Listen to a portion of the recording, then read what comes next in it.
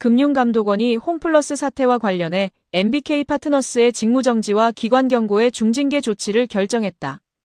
기관 전용 사모펀드를 운용하는 업무집행사원에 대한 첫 중징계다. 금감원은 2일 MBK파트너스에 대한 3차 제재심의위원회를 열어 사전 통지된 제재안을 큰 틀에서 유지하기로 하고 심의를 마무리했다.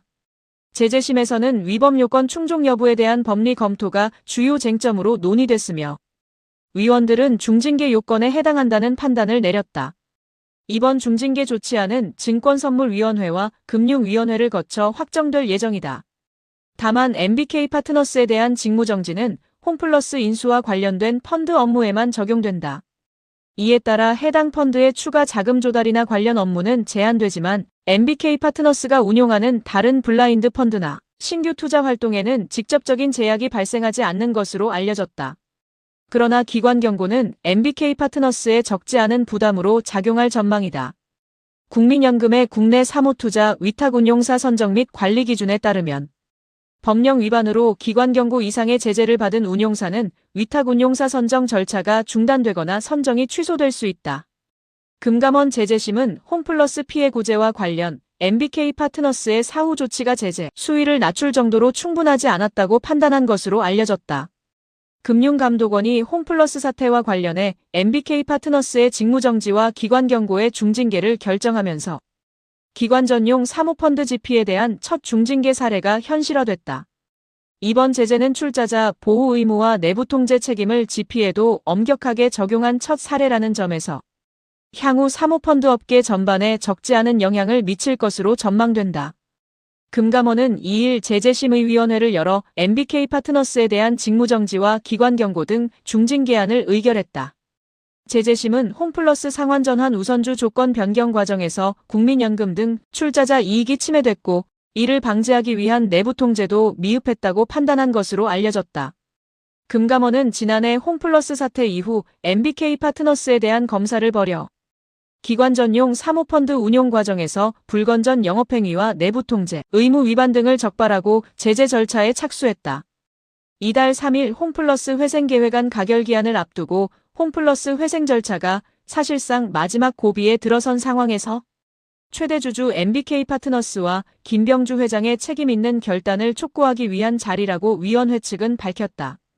위반 혐의 중 가장 큰 쟁점은 홈플러스 재무구조 개선 과정에서 이뤄진 상환전환 우선주 조건 변경과 상환권 포기다. MBK파트너스가 홈플러스를 인수하기 위해 설립한 특수목적법인 한국리테일투자는 홈플러스와 RCPS 발행 조건을 변경하는 합의서를 체결했고 홈플러스는 RCPS를 부채가 아닌 자본으로 회계 처리했다. 이에 따라 재무제표상 부채 비율은 낮아졌지만 RCPS 투자자들의 상환권은 사실상 약화됐다. 금감원은 이 과정에서 국민연금 등 LP의 투자금, 회수 가능성이 낮아져 결과적으로 출자자 이익이 침해됐다고 판단했다. 기관 전용 사모펀드를 운용하는 GP가 출자자의 이익을 보호해야 할 의무를 다하지 못했고 내부 통제도 미흡했다는 것이다. 다만 일부 위원들은 RCPS 조건 변경이 실제 출자자 이익 침해에 해당하는지 이를 MBK파트너스의 제재 사유로 볼 수 있는지에 대해 추가적인 법리 검토가 필요하다는 의견을 제시했다. 금감원은 이에 따라 판례와 관련 법리를 추가 검토한 뒤 제재심을 재개했고 결국 위법 요건이 충족된다고 판단해 직무정지와 기관 경고를 유지하기로 결정했다.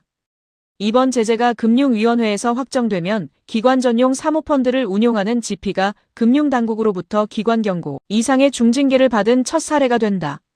다만 직무정지는 홈플러스 인수와 관련된 펀드 업무에만 적용될 것으로 보인다. 해당 펀드의 추가 자금 조달과 관련 업무는 제한되지만 다른 블라인드 펀드 운용이나 신규 투자 활동까지 제한되는 것은 아니다. 직무정지보다는 기관 경고에 따른 파급력이 클 것으로 전망된다.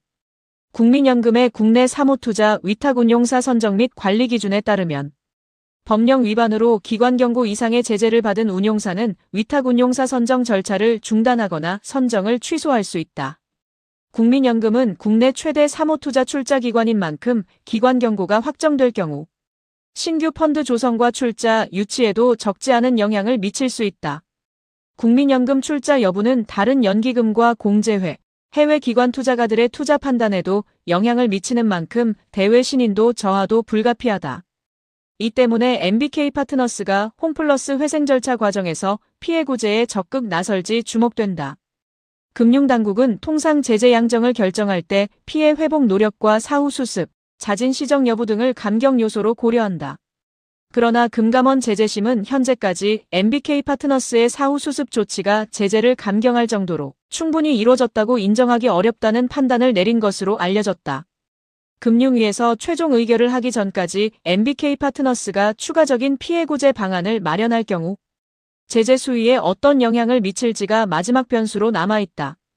금감원 제재 결정에 대해 MBK 파트너스는 RCPS 조건 변경은 당시 홈플러스의 재무구조 개선과 기업가치 보전을 통해 투자자 이익을 보호하기 위한 합리적인 운용 판단이라는 점을 충실히 소명해왔고, 국민연금이 투자한 RCPS와 조건이 변경된 홈플러스 RCPS는 서로 다른 증권이라고 반박했다. 또 금감원 제재심 심의 결과만으로 제재 내용이 최종 확정되는 것은 아니고 금융위 심의 의결 절차가 남아있다며 향후 관련 법적 절차를 통해 관련 쟁점에 관한 당사의 입장을 성실히 소명해 나가겠다고 밝혔다. 금융권에서는 이번 제재가 확정될 경우 MBK 파트너스를 넘어 PEF 업계 전반에 대한 감독 검사 기조가 한층 강화될 것으로 보고 있다. 금감원은 홈플러스 사태 이후 PEF의 단기 수익 추구와 사회적 책임 부족, 내부 통제 미흡 등을 문제로 지적하며 검사 확대 방침을 밝혔다. 지난해 국내 대형 PEF인 스톤브리지 캐피탈에 대한 현장 검사에 이어 올해 VIG 파트너스에 대한 검사도 진행했다. 투자 규모와 법규 준수, 사회적 책임 이행 등을 종합적으로 고려해 검사를 확대할 계획인 만큼 MBK에 대한 중징계는 다른 운용사들에 대해서도 출자자 보호, 의무와 내부 통제 책임을 엄격하게 묻는 첫 기준이 될 가능성이 높다는 전망이 나온다.